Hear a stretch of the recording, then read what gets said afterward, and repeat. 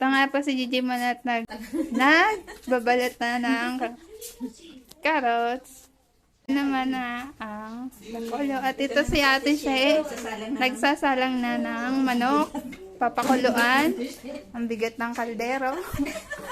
Kayang-kaya mo yan, Gigi Mon. Yan. At ayan, isasalang na po ang manok. Sana ang kalan. At yan na po ang tinolang manok. Sino po nagluto? Si Gigi Mon. At dito po si Mamsi. Naghihiwa ng sibuyas, bawang. Ayan, oh. At ito po ang may-ari ng bahay. At ito po ang anak.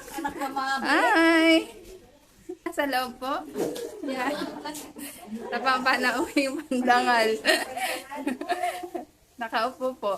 At maghihintay lang po sila nakakainin. Hiwa na po ang repolyo. At yung carrots. At yan po, nagkakagulo na po sila sa pagluluto. Kasi marunong magluto. Dahil nga po, hindi nga sila marunong magluto. Nagkakagulo sila sa pagluluto.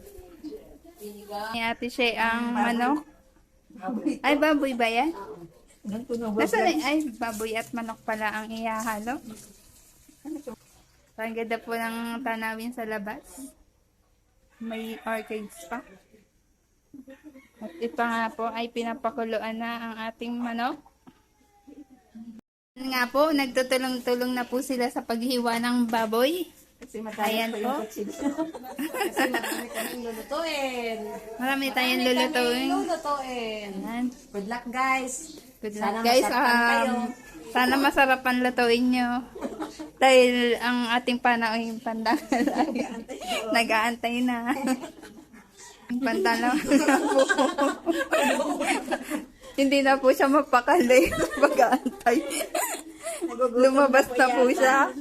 At titingnan nga po anong nangyayari dito sa pagluluto nitong maso. At yan nga po ay kumukulo na yung manok. Ay, hindi pa luto. So na nga po yung panahon natin pandangal. At dito nga po kami sa Hi, Ate Chris. Andun nga po si Bebe, gumala na.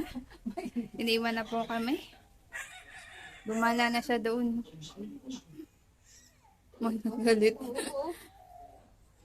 Bakit? Saan punta? Basta maglakad na maglakad. Napakainit naman. Kaya nga. Hindi, ano yan? Napakabait.